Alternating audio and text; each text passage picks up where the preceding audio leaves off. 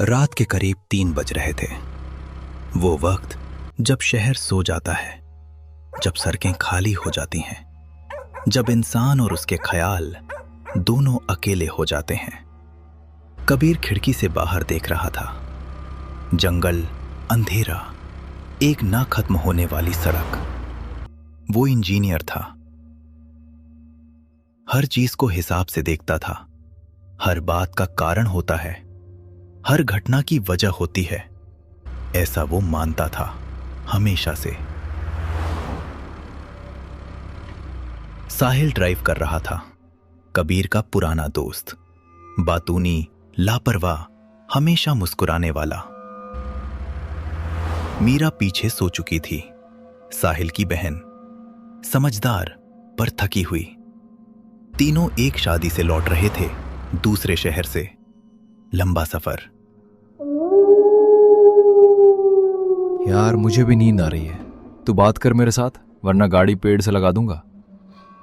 तू चाय पी लेता रास्ते में। कहाँ थी चाय? सब बंद था।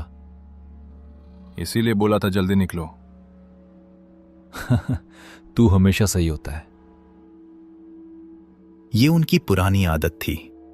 साहिल बोलता था, कबीर सुनता था। पर उस रात कबीर का ध्यान कहीं और था। एक अजीब बेचैनी, जैसे कुछ छूट गया हो, कुछ जो देखना था नहीं देखा।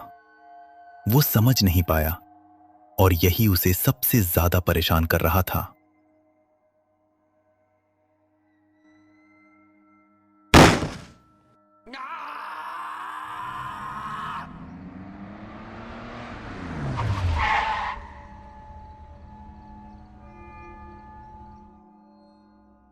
टायर पूरी तरह बैठ चुका था।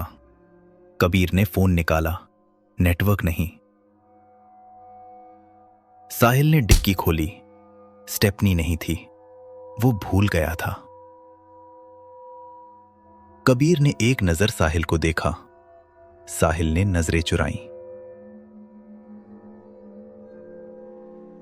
यार सॉरी, मैंने सोचा था स्टेपनी रखी हुई है। छोड़, अब क्या करें ये सोचते हैं। क्या हुआ? टायर गया। मैंने कहा था पहले चेक करो। तूने भी कहा था, कबीर ने भी कहा था। हाँ, सब सही थे, मैं गलत था। अब सुबह होने में अभी 3 घंटे थे। जंगल के बीच खाली सड़क पर कोई मदद नहीं आने वाली थी। कबीर ने इधर उधर देखा, और तभी उसकी नजर सड़क के उस सिरे पर टिक गई जहां अंधेरा सबसे गहरा था। कुछ था वहां, या शायद नहीं था, पर कबीर की नजर वहां से हटी नहीं।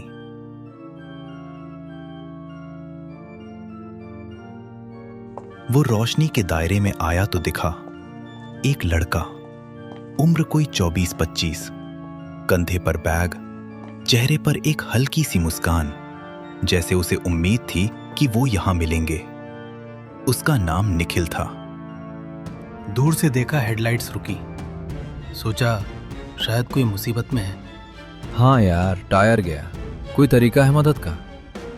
नेटवर्क तो नहीं आएगा यहाँ, पर पास में एक पुराना स्टेशन है, वहाँ शेल्टर है। सुबह तक रुक सकते हो, फिर कोई मदद मिल जाएगी। तुम यहाँ इस वक्त क्या कर रहे थे? पास के गांव में किसी से मिलने गया था, रमेश काका के यहाँ। आधे सेकंड की एक चुप्पी। कबीर ने नोट किया, गांव का नाम रमेश काका, और जाने दिया अभी के लिए।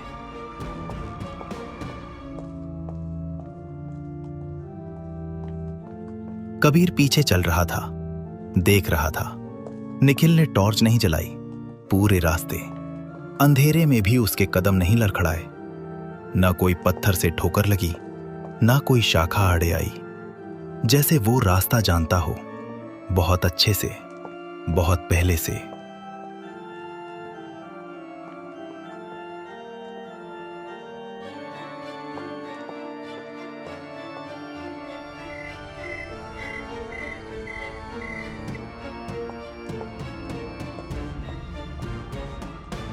स्टेशन था, जंगल के बीच।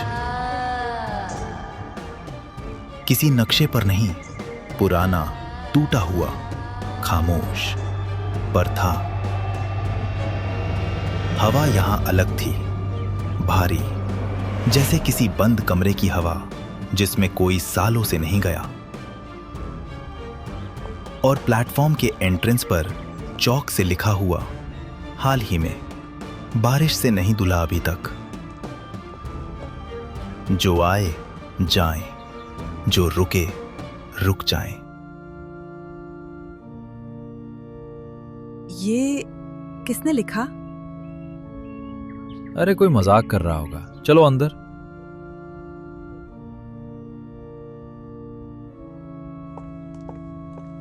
उसने देखा ही नहीं, एक नजर भी नहीं, जैसे वो जानता था वहां क्या लिखा है।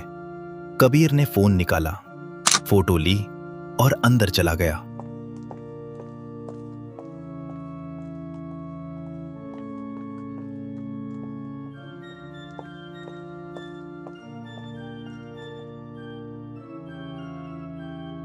साहिल को जल्दी नींद आ गई। मीरा भी झपकी लेने लगी। निखिल आंखें आधी बंद करके बैठा था, खामोश। और कबीर जागता रहा, क्योंकि उसका दिमाग बंद नहीं होता था। पटरियां जंगल में जाकर गायब हो जाती थीं, दोनों तरफ, जैसे कहीं नहीं जाती। जैसे ये स्टेशन दोनों तरफ से किसी से नहीं जुड़ा। और तभी प्लेटफॉर्म के दूसरे सिरे पर कबीर को दिखा एक आकृति।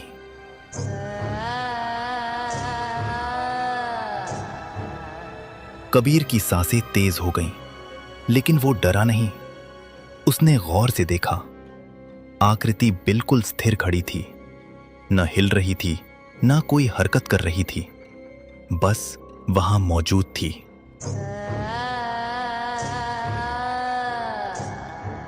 निखिल, वहां देखो, प्लेटफॉर्म के उस कोने में कौन है?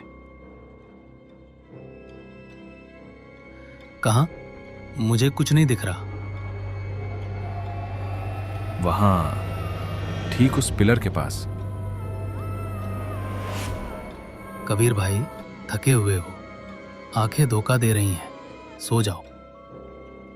अगले ही पल आकृति गायब हो चुकी थी, जैसे वो वहां कभी थी ही नहीं।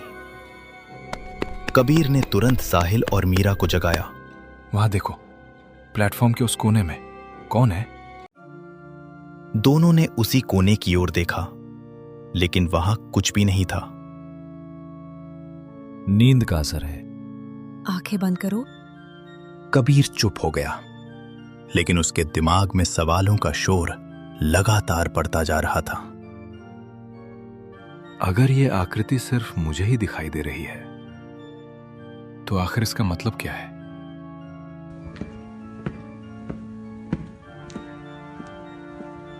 कबीर ने तुरंत अपना फोन निकाला और चौक वाली लिखावट की तस्वीर खोली। उसने फोटो को जूम किया। प्लेटफॉर्म के उसी कोने में धुंधली सी लेकिन साफ दिखाई दे रही थी वही रहस्यमयी आकृति। हैरानी की बात यह थी कि जब वे पहली बार स्टेशन पर पहुंचे थे, तब भी वो आकृति वहीं मौजूद थी, लेकिन किसी की नजर उस पर नहीं पड़ी। कबीर ने अपने नोट्स में लिखा, 1. निखिल सड़क पर पहले से था, कोई गाड़ी नहीं, कोई आवाज नहीं। 2. उसने टॉर्च नहीं जलाई, रास्ता याद था उसे। 3. चौक की लिखावट देखी नहीं उसने। 4. वो फोटो में है, पहुंचने से पहले। 5. सिर्फ मुझे आकृति दिखी। उसने रुक कर सोचा, फिर एक और लिखा। 6. क्या तुम्हारे साथ कोई नया आया है? ये सवाल किसने लिखा? वो उठा, अंदर गया। नोटिस बोर्ड पर ऊपर छपा था, श्यामनगर स्टेशन बंद सन 1967। अज्ञात घटनाओं और स्टाफ मृत्यु के कारण। मत रुको यहां, 1974। सुबह तक मत सोना, 1989। वो आकृति दिखे तो भागो, 2003। हम 3 आए थे, एक नहीं लौटा, 2011। दशकों से लोग एक दूसरे को चेतावनी दे रहे थे उसी बोर्ड पर, जैसे एक जिंदा रजिस्टर हो, उन सब का जो यहां आए और बच गए, और उनका भी जो नहीं बचे। और सबसे नीचे स्याही अभी भी थोड़ी गीली लग रही थी। क्या तुम्हारे साथ कोई नया आया है? कबीर ने बोर्ड की फोटो ली, खड़ा रहा। एक लंबी चुप्पी, और तभी उसके दिमाग में वो सवाल आया जो उसे पहले ही पूछना चाहिए था। निखिल पहले से वहां क्यों था? कबीर वापस प्लेटफॉर्म पर आता है, एक कोने में अकेला खड़ा होता है, सोचता है। निखिल ने रास्ता जाना था बिना टॉर्च के। फोटो में आकृति पहले से थी, और वो लिखावट, क्या तुम्हारे साथ कोई नया आया है? ये सवाल उन लोगों ने नहीं लिखा जो बाहर से आए थे। ये सवाल उन्होंने लिखा था जो पहले यहां आए थे, और जिन्होंने वही देखा था जो कबीर अभी देख रहा था। एक नया बंदा जो पहले से था, जो रास्ता जानता था। आकृति इस बार बेहद करीब। पुरानी रेलवे वर्दी, बैज पर नाम घिसा हुआ, कैप के नीचे अंधेरा, 10 फीट। कबीर ने अपनी जगह नहीं छोड़ी। उसका दिल जोर से धड़क रहा था, पर वो भागा नहीं, वो देखता रहा। आकृति ने सिर घुमाया, कबीर की तरफ से निखिल की तरफ, धीरे धीरे, फिर वापस कबीर की तरफ। एक बार, 2 बार, जैसे कह रही हो, देखो, देखो उसे। फिर गायब। कबीर अकेला खड़ा रहा रात में प्लेटफॉर्म पर, और उसे समझ आ गया, ये आकृति उसके पीछे नहीं थी, ये उसे दिखाने की कोशिश कर रही थी। कबीर ने निखिल को जगाया धीरे से और बोला, मुझे सब पता है, तुम बताओगे या मैं बताऊं? क्या पता है तुम्हें? तुम सड़क पर पहले से थे, कोई गाड़ी नहीं, कोई आवाज नहीं, बस थे। यहां का रास्ता तुम्हें अंधेरे में भी पता था। चौक की लिखावट देखी नहीं तुमने, क्योंकि तुम्हें पहले से पता था वहां क्या लिखा है। और नोटिस बोर्ड पर आखिरी सवाल, क्या तुम्हारे साथ कोई नया आया है? वो सवाल तुम्हारे बारे में था।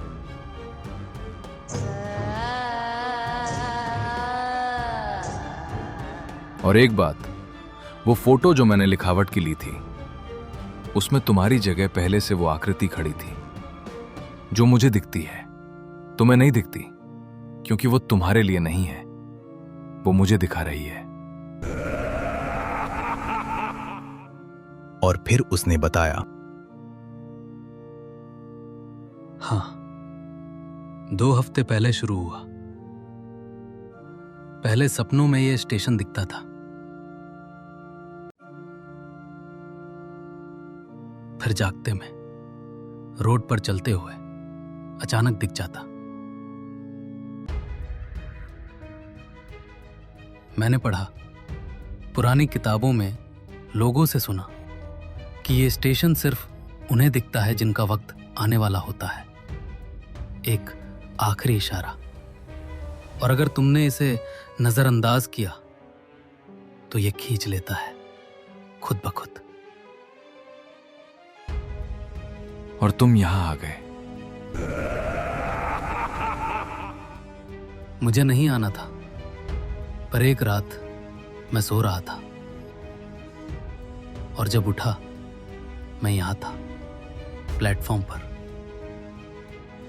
समझ नहीं आया कैसे, तब मुझे पता चला, एक तरीका है। कौन सा तरीका?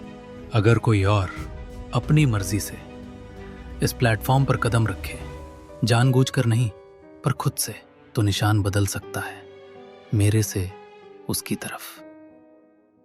इसीलिए तुम हमें यहां लाए। मैं 2 हफ्ते से कोशिश कर रहा था, कई लोगों को लाया, पर हर बार वो सुबह से पहले निकल जाते थे या कोई बहाना हो जाता था। आज सब सही था। हम सो गए। हाँ कबीर, मैं बुरा इंसान नहीं हूं, मैं बस डरा हुआ था। मैं मरना नहीं चाहता था, मैं नहीं चाहता था। मुझे पता है। कबीर ने उसे देखा, एक डरा हुआ इंसान जिसने एक गलत रास्ता चुना, सबसे पुराने डर से, मौत के डर से। कबीर ने कोई फैसला नहीं सुनाया, कोई सजा नहीं दी।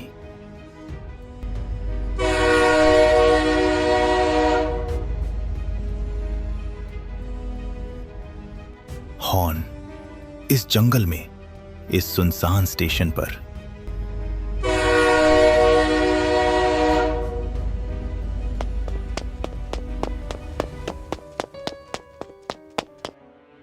अभी उठो, अभी। क्या हुआ कबीर? चलते चलते बताऊंगा, अभी चलो। यार वो हॉर्न।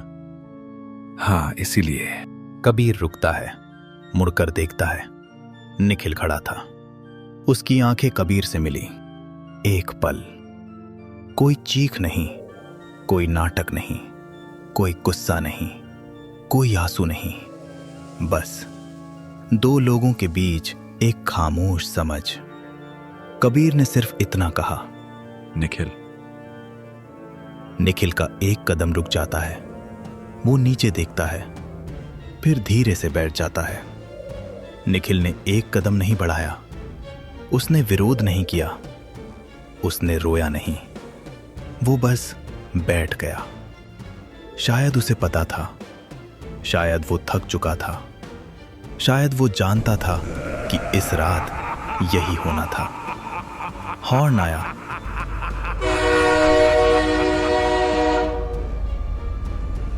इस बार करीब, इस बार जमीन कांपी। तीनों दौड़े, जंगल काटते हुए बिना रुके। पीछे से वो रोशनी रेलवे की हेडलाइट नहीं थी, ये कुछ और था। ठंडी, फैलती हुई, हर चीज को सफेद करती हुई। हॉर्न इतना तेज जैसे कान के भीतर बज रहा हो। और फिर एकदम खामोशी। सुबह हो गई थी, धूप थी, चिड़ियां थीं, सड़क थी, जैसे रात हुई ही नहीं थी। साहिल चुप था, मीरा की आंखें सूजी हुई थीं, रोई थी रास्ते में। कबीर बस बैठा था।